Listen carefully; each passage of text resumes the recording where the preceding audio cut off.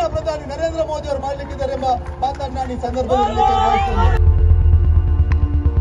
ಉಡುಪಿಯಲ್ಲಿ ಮಂಗಳವಾರ ಕಾಂಗ್ರೆಸ್ ಮತ್ತು ಕಾಕ್ರೋಚ್ ಪಾರ್ಟಿ ವಿರುದ್ಧ ನಡೆದಿದ್ದಂಥ ಪ್ರತಿಭಟನೆಯ ವೇಳೆ ಶಾಸಕ ಯಶ್ಪಾಲ್ ಸುವರ್ಣ ಉಗ್ರ ಭಾಷಣವನ್ನು ಮಾಡಿದ್ದು ವಿವಾದ ಸೃಷ್ಟಿ ಮಾಡಿದೆ. ಬಾಬ್ರಿ ಮಸೀದಿ ಧ್ವಂಸ ಮಾಡಿದ ರೀತಿಯಲ್ಲೇ ರಾಹುಲ್ ಗಾಂಧಿ ವಂಶವನ್ನ ಧ್ವಂಸ ಮಾಡ್ತೇವೆ ಅಂತ ನೀಡಿದಂತ ಹೇಳಿಕೆ ಹಿನ್ನೆಲೆಯಲ್ಲಿ ಕಾಂಗ್ರೆಸ್ ನಾಯಕರು ದೂರು ದಾಖಲು ಮಾಡಿದ್ರು. ಅದರಂತೆ ಪೊಲೀಸರು ಶಾಸಕರ ವಿರುದ್ಧ ಎಫ್ಐಆರ್ ದಾಖಲು ಮಾಡಿದ್ರು. ಇಂದು ಸಂಜೆ ಉಡುಪಿ ಪೊಲೀಸ್ ಠಾಣೆಯ ತನಿಖಾಧಿಕಾರಿ ಶಾಸಕರ ನಿವಾಸಕ್ಕೆ ತೆರಳಿ ನೋಟಿಸ್ ನೀಡಿದ್ದು ಅದನ್ನ ಶಾಸಕರು ಸ್ವೀಕರಿಸಿದ್ದಾರೆ.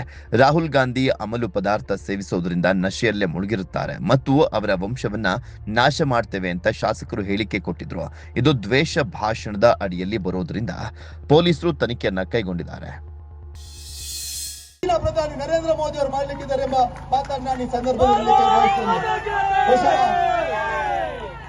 ರಾಹುಲ್ ಗಾಂಧಿ ಅವರು ಯಾವ ರೀತಿ ವಿದ್ಯಾರ್ಥಿಗಳಿಗೆ ಸಹಕಾರ ಮಾಡಿದ್ದಾರೆ ಎಂಬುದನ್ನು ಕಳೆದ ಮನಮೋಹನ್ ಸಿಂಗ್ ಪ್ರಧಾನಿ ಆದಾಗ ಅವರೊಮ್ಮೆ ಅರ್ಥ ಮಾಡಬೇಕು. ಯಾಕಂದ್ರೆ ರಾಹುಲ್ ಗಾಂಧಿಗೆ ನೆನಪು ಬಹಳ ಕಮ್ಮಿ ಇದೆ.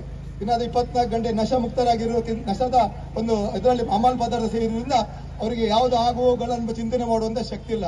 ಅದರಿಂದಾಗಿ ರಾಹುಲ್ ಗಾಂಧಿಗೆ ಈ ಮಣ್ಣಿನ ಮೂಲಕ ಎಚ್ಚರಿಕೆಯನ್ನು ಕೊಡ್ತೇವೆ. ಈ ರೀತಿಯ ನಾಟಕವನ್ನು ಮಾಡಿದರೆ ಖಂಡಿತವಾಗಿ 92ರಲ್ಲಿ ಬಾಬ್ರಿ ಮಸೀದಿಯ ಒಂದು ವಿಚಾರದಲ್ಲಿ ನಮ್ಮ ಭಾವನೆಗೆ ಧಕ್ಕೆ ಬಂದಾಗ ನಮ್ಮ ಕಾರ್ಯಕರ್ತರು ಯಾವ ರೀತಿ ಹೋಗಿ ಆ ಬಾಬ್ರಿ ಮಸೀದಿ ಧ್ವಂಸ ಮಾಡಿದ್ರು, ಬಹುಶಃ ಅದೇ ರೀತಿ ಕಾಂಗ್ರೆಸ್ ಇರ್ಬೋದು ರಾಹುಲ್ ಗಾಂಧಿ ವಂಶವನ್ನು ಧ್ವಂಸ ಮಾಡುವ ಕೆಲಸ ನಾವೆಲ್ಲರೂ ಕಾರ್ಯಕರ್ತರು ಮಾಡಲಿಕ್ಕೆ ಮುಂದೆ ಇದ್ದಾರೆ ಅಂತ ಈ ಸಂದರ್ಭದಲ್ಲಿ ರಾಹುಲ್ ಗಾಂಧಿ ಅವರು ಇಡೀ ತಂಡಕ್ಕೆ ಎಚ್ಚರಿಕೆಯನ್ನು ಕೊಡಲಿಕ್ಕೆ ಬಯಸ್ತೇನೆ.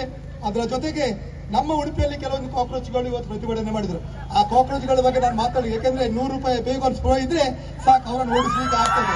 ಅದರಿಂದಾಗಿ ಮಣಿಪಾಲದಂತ ಒಂದು ಶಿಕ್ಷಣ ಸಂಸ್ಥೆ ಇಡೀ ವಿಶ್ವದಲ್ಲಿ ಬಹಳ ಒಂದು ಹೆಸರುವಾಸಿಯಾದ್ರು. ನಮ್ಗೆ ಎಲ್ಲಿಗೆ ಬಹಳ ಗೌರವ ಉಂಟು.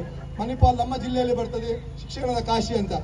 ಬಹಳಷ್ಟು ವಿದ್ಯಾರ್ಥಿಗಳು ಸುಮಾರು 25,000 ಮಿಕ್ಕಿದ ವಿದ್ಯಾರ್ಥಿಗಳು ಪ್ರತಿ ವರ್ಷ ಅಲ್ಲಿ ಬಂದು ಶಿಕ್ಷಣವನ್ನು ಪಡಿತಾರೆ. ಬಹಳ ಗೌರವದಿಂದ ವಿದ್ಯಾರ್ಥಿಗಳಿಗೆ ಸ್ವಾಗತಿಸ್ತೇವೆ, ಅವರಿಗೆ ಸಹಕಾರವನ್ನು ಮಾಡ್ತೇವೆ. ಆದ್ರೆ ಮೊನ್ನೆ ದಿನ